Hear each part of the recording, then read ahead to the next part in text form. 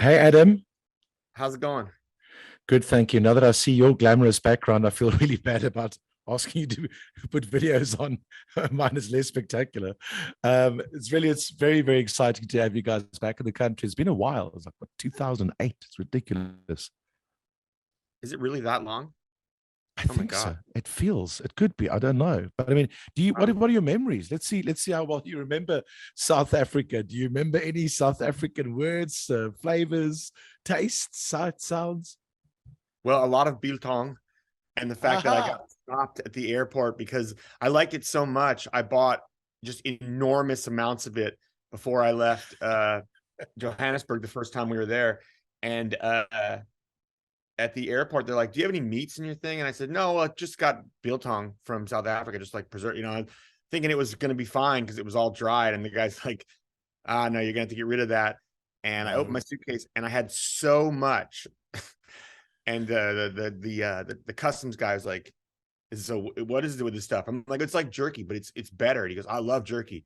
He goes, "Can I let you in on something?" I said, "What?" He goes, "I'm snagging all of this." He took it all.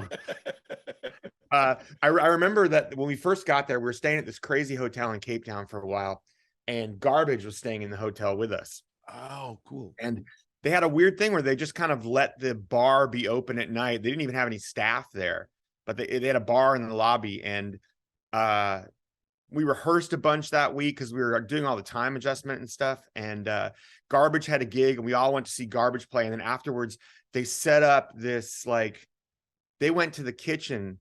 Shirley went to the kitchen and got this huge soup pot, like big Yeah. soup pot, and they filled it with apple juice and some kind of bison grass vodka that they really liked that they were carrying around Wow. with us.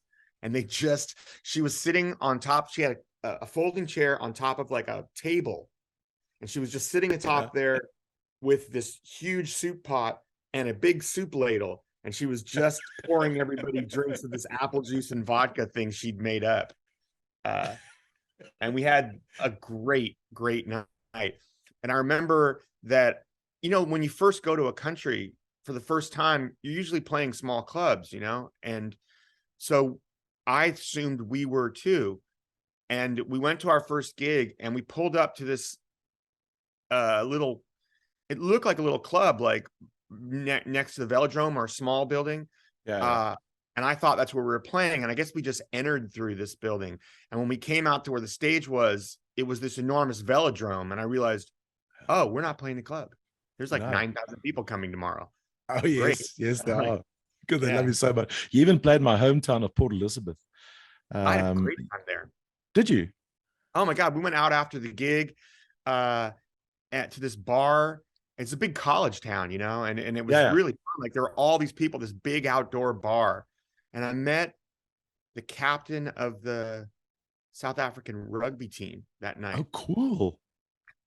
I can't remember what his name was, but it was like I think his little brother was being kind of a jerk to some girls and almost got into a fight. But he came over. I thought, and this guy was enormous, and I thought, oh, he's going to kill me. And he just told his brother to go home. He's like, yeah, it was It sounds about right. It sounds like you had the full treatment last time.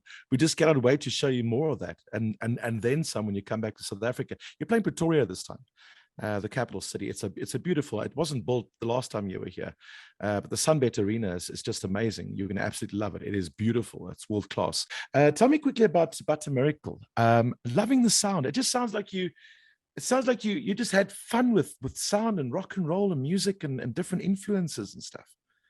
yeah, it was a real kind of joy to make. I was writing this song, Tall Grass, and as it was the next day after I'd finished writing it, I kind of came back to it and I was playing the ending. I was trying to figure out if it was a longer song, if there was more to it. And I sort of changed some chords at the end and extended the song a little bit. And I sang this line, Bobby was a kid from around the town. And I thought, oh, well, this is great. Yeah, this is a longer song. Maybe it's got a bunch of different movements. After a little while, I realized, oh no, this is actually a different song. But I was so intrigued by the way it flowed right out of the tall grass. And I just got really excited about the challenge of what if I wrote a series of songs that all flowed together this way, where the theme was really musical, just about the music more. And it became a real composition challenge. And then like when we went to record it, it was just so exciting and fun to do. A little terrifying in that you really couldn't tell if it worked until we were completely done. You know, you didn't really know if it was going to all flow together and work. That's exactly what I wanted to say. I love the sound, and it starts.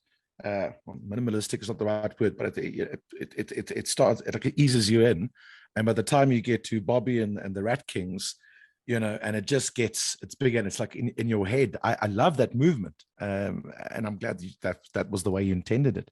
I really, really enjoy it. Really, really love, and I hope you're going to do Bobby and the Rat King. You're going to do all of them, obviously, at the show. Yeah, we'll play the whole suite. People obviously expecting the classics as well. You go back, you know, all those years. What kind of set list are we looking forward to in Pretoria and Cape Town? I mean, it changes every night, so I'm never really sure. Really? Yeah, the set list changes night to night. We don't make the set list up until usually after dinner. Oh, really? Yeah. Do you sit and write it down on a piece of paper and then send it, or just a WhatsApp on the group? No, me and Immer usually sit down in one of the dressing rooms sometime after dinner and we make the set list. Is it? I love that. I really love. So the set list could actually be different in Cape Town to Pretoria. Oh, it will be. Jacaranda FM.